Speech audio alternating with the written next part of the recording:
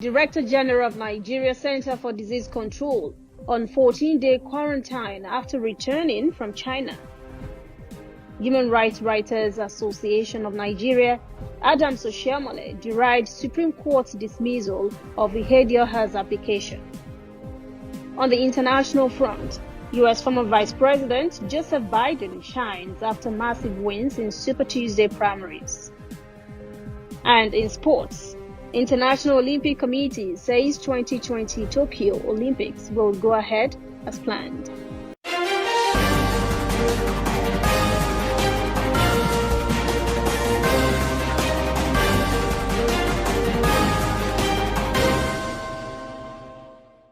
This is ANN News. I am Lucy Adeyemi. Director General of the Nigeria Center for Disease Control, NCDC, Dr. Chikwe Ihekwazu, has just returned from a trip to China, but was immediately sent into a 14-day self-isolation. A day prior, the House of Representatives had suspended sitting for 2 weeks to screen and detect symptoms of the virus. News of the DG's self-quarantine was shared by Health Minister Dr. Osage Haniri in Abuja on Tuesday. He said the NCDC boss went to China to understudy the behavioral pattern of the coronavirus disease. Ihekwazu is an infectious disease epidemiologist and public health physician.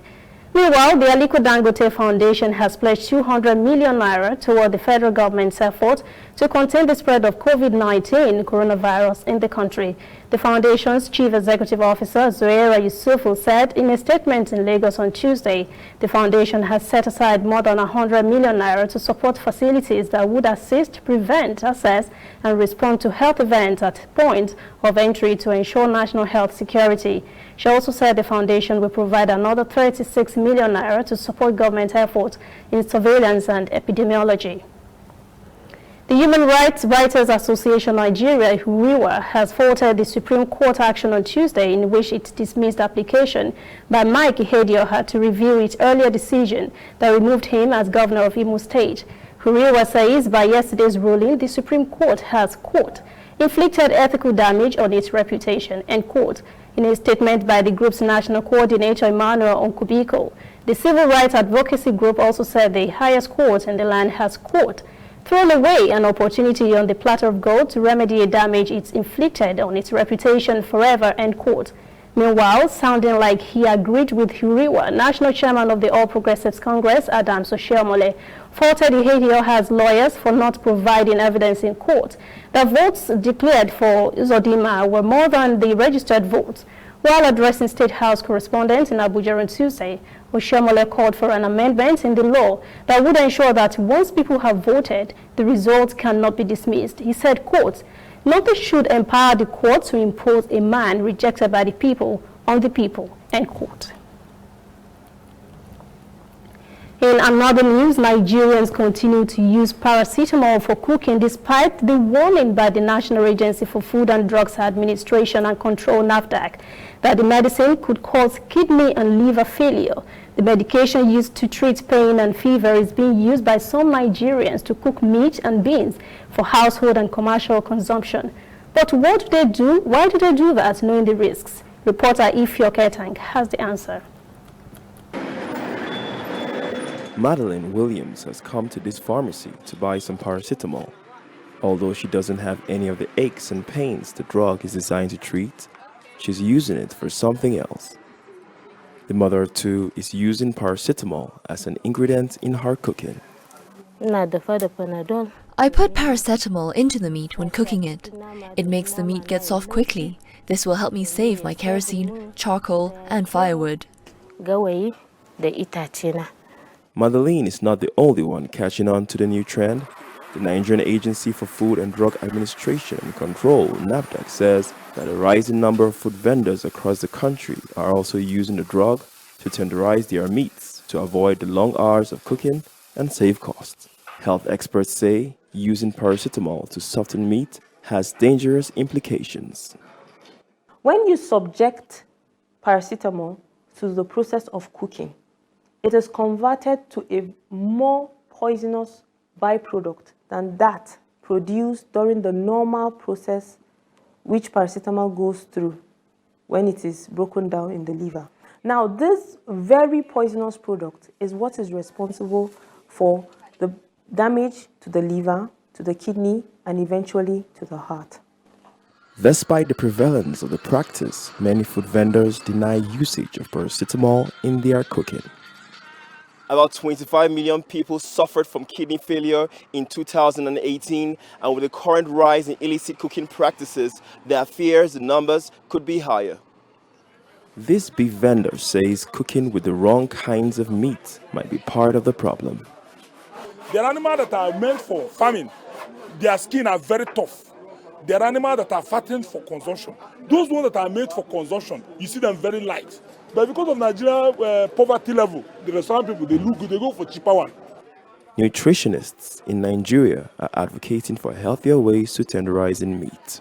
Safer options of cooking meat are to either use the pressure cooker, which is fast, or you could soak your meat, alternatively marinate it in vinegar or citrus fruit juices like orange juice, lemon or lime juice.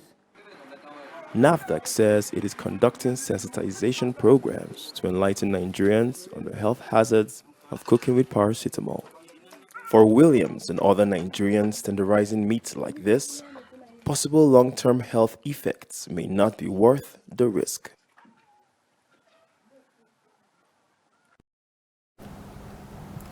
The Federal Inland Revenue Service, FIRS, says it expects to generate 4 trillion naira as tax revenue from the oil and gas sector in the 2020 fiscal year. Executive Chairman of the service, Mohammed Nami, made the comment on Tuesday in Abuja to a visiting team from the Nigerian office of the Organization for Economic Cooperation and Development. During the meeting, the FIRS chairman asked for the organization's support in sealing the tax invasion scheme of major oil companies and multinationals operating in the country. Nami says the companies evade taxes through illegal act of transfer pricing by which they move their profits offshore. Nami also mentioned the ICT industry and big players like Amazon, Google, Facebook, Alibaba and other e-commerce corporations who should be paying huge taxes in Nigeria but are not. It has happened before and now it has happened again. Nigeria has surpassed South Africa to become the continent's biggest economy. This as South Africa slips into economic recession for the second time in as many years. An international news channel is reporting Nigerians are not much impressed with this news. They told the Doha-based news network that although GDP figures have doubled, poverty and inequality have increased, Nigeria had to rebase its GDP figures to reflect changes in its output. Prior to now, the country's GDP calculations had not taken into consideration new performing sectors in the economy, such as e-commerce, mobile phones, and the Nollywood film industry, that is now responsible for 1.4% of the GDP. Coming up, African stories. Nigeria again passes South Africa as continent's biggest economy. And later, international news. U.S. former Vice President Joe Biden wins in Super Tuesday primaries.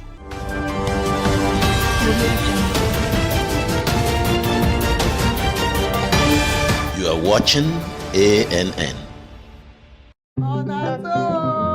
Today, night don't reach for me to settle blessing. Blessing for you. When this girl first got this my shop called network. Now so on top of NTL 4G phone. Now this girl could press. I provoke. I no short to reach what time, eh? The obvious to make her tell her to make she mash her at come up from my shop. And later I go realize say this girl go snap am. Put her for inside internet. They take her the 2 adverts. Now I make customers that they come with my shop. Blessing, I want make you help me manage my shop number 2. Maremo, but I think Nami and Blessing start work the same time. Now you and Blessing start work the same time. Blessing, you better start on the T-shirt for top of your 4G MTN phone. Business makes sense on top super fast and reliable MTN 4G. Join MTN, make you enjoy double data.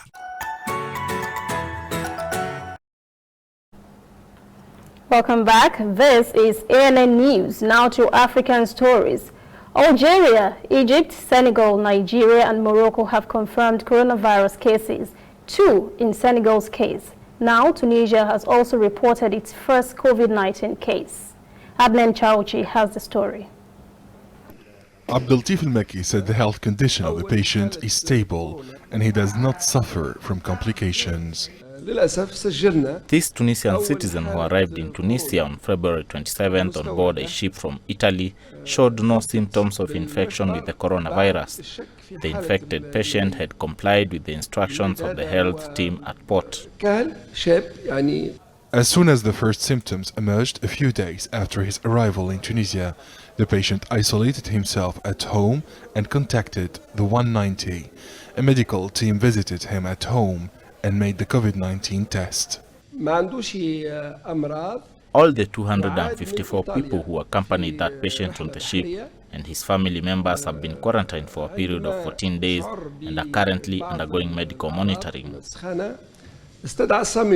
The Defense Committee at Parliament announced that the entire health system has been mobilized to deal with this epidemic.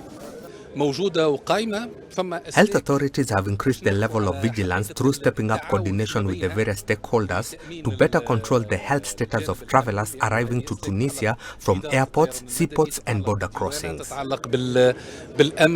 5 yachtmen of different nationalities coming from Italy have been confined since Sunday in their yachts at the port of Hammamet. This preventive measure has been taken despite the fact that they showed no signs of contamination. The governor of the coastal city of Hammamet has cancelled the annual Spring Carnival, which gathers over 20,000 people each year. The regional authorities said it's impossible to host hundreds of Italian participants amid the outbreak of COVID-19 in Italy. Zimbabwe has been dealing with erratic power supply and excessive load shedding for quite some time and is still battling unstable electricity. Now the country has hiked its power tariffs and businesses are crying foul. Reporter Farai Wakutuye has the story. Zimbabwe's second tariff adjustment in just 4 months has left energy-dependent businesses beleaguered.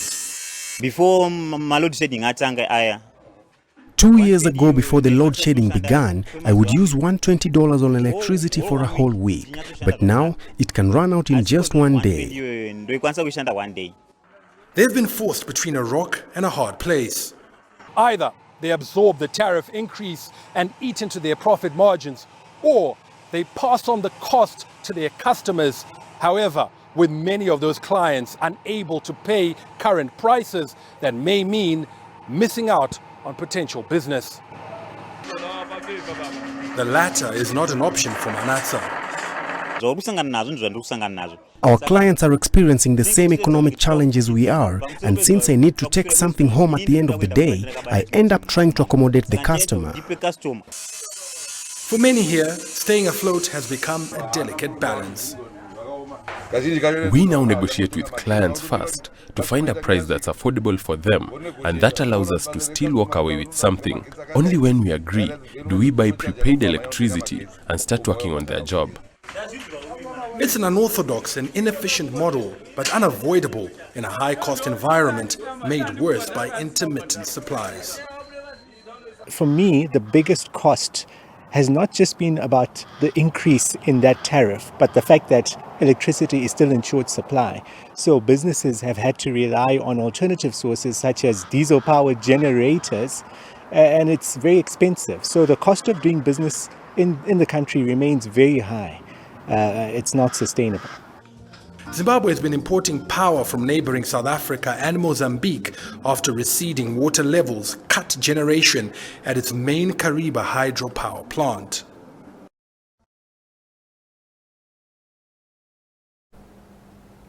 Officials at the Rwanda Central Bank have announced that people with deceased relatives who left funds on their mobile money accounts can only claim it if they have court papers stating that they can legally inherit what was left behind by their loved ones. Rwanda Broadcasting Agency explains. Questions have been raised as to what happens to such money when a person dies and no one knows their mobile money PIN number. And officials at telecommunication companies like MTN Rwanda say the law requires that if an account remains inactive for more than 5 years, then the funds are transferred to the central bank, and that is what they do when a person dies or for any other reason does not use their mobile money account for that length of time. However, before that is done, everything is done to establish that the account owner is indeed beyond reach. Officials at the central bank say for those funds to be released, certain protocols must be followed. Iyo ubitse amafaranga muri banki ugomba kuba wagaragaje umuntu ushobora kuyabikuza mu gihe. When you open an account at a bank and save money, you must indicate a next of kin who can withdraw the money if you were to die. But let us say you did not do that. Then your relatives will most certainly know of your money and assets, and courts are then charged with appointing a person to inherit that wealth. There are things we call abandoned accounts, and accounts that remain dormant for 5 years are transferred to Bener. In such cases, it remains there until its owner shows up. Law experts say such procedures exist to protect banks and other financial institutions which are all regulated by the central bank, and so it is only logical that any dormant accounts should end up there.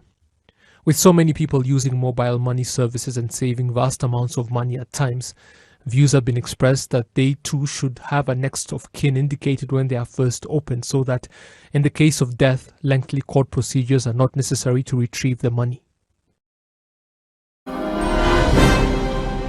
When we return, international news. Joe Biden wins big in Super Tuesday primaries. And later, sports. IOC says Tokyo Olympics will not be postponed. Welcome back. This is ANN News. Now to international stories. The Super Tuesday Democratic presidential primaries in the United States have produced a stunning narrative different from what analysts had predicted.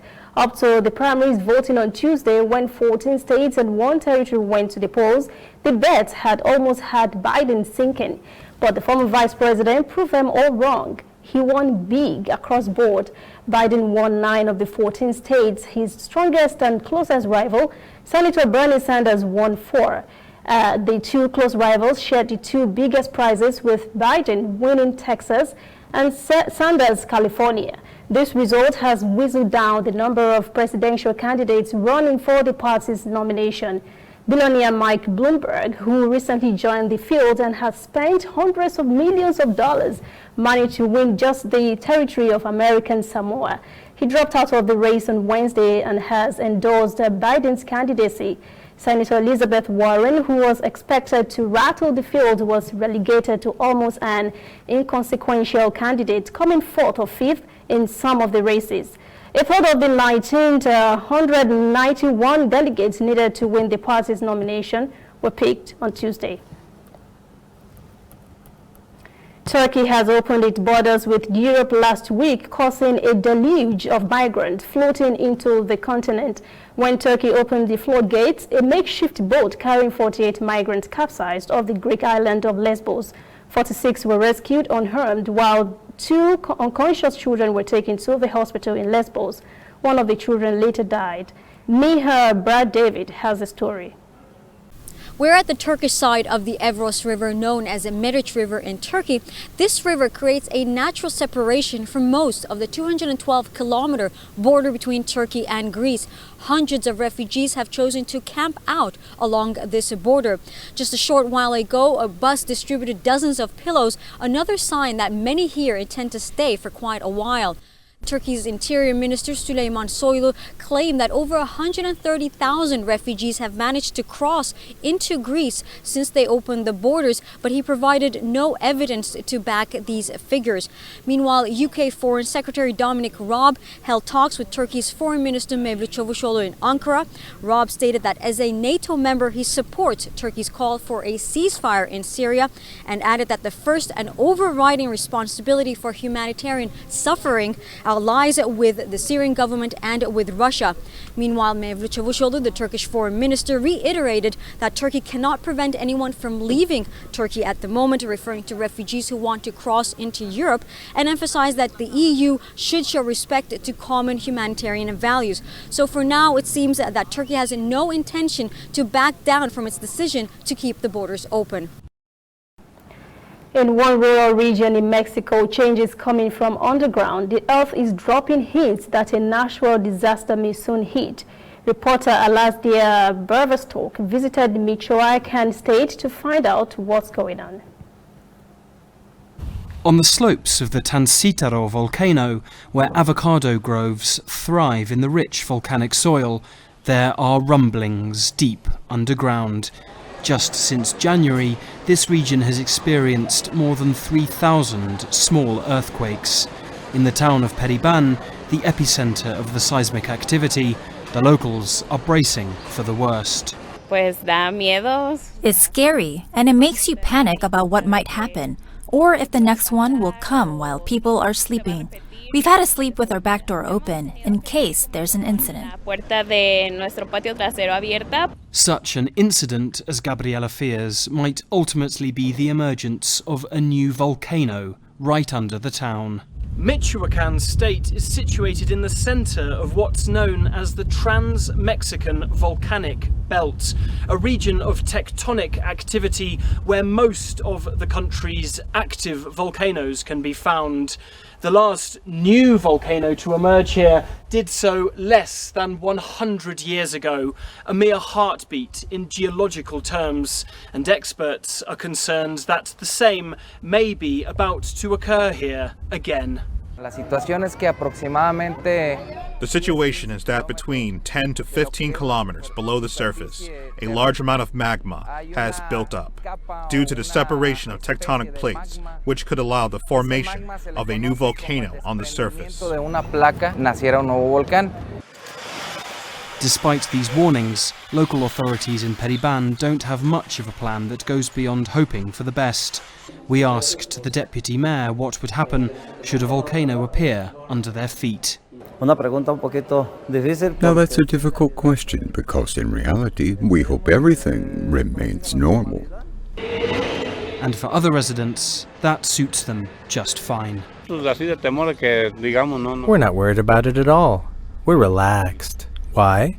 Because we're in a volcanic region, so what do you expect? There's nothing you can do about nature. If something happens, then that's it. So why worry? A fatalism, perhaps, that led these communities to build their homes on the slopes of a volcano in the first place. Welcome back. This is ANN News. In sports, the International Olympic Committee, IOC, says it is committed to holding this year's Tokyo Olympic Games as scheduled, even as concerns grow over the coronavirus outbreak. Japan's Olympic Minister Seiko Kashimoto says IOC President Thomas Bach has expressed full commitment to the success of the Games in Tokyo. The Games are scheduled to begin on July the 24th to run until August the 9th. Boxer Tyson Fury says he is considering retiring after his next two fights. After his 7th round stoppage of Deontay Wilder last week, Wilder had invoked the rematch clause. A rematch will mark the third time the two fighters had clashed. Their first bout in December 2018 ended in a draw. Fury is looking to end his career with a bout with heavyweight champion Anthony Joshua. That is ANN News this evening. Thank you for joining us. For details on these and other breaking stories, visit our website, annafrica.news. Conversation continues on our social media platforms, Twitter, Instagram, and Facebook at ANN Africa TV. I'm Lucy Adeyemi. Have a pleasant evening.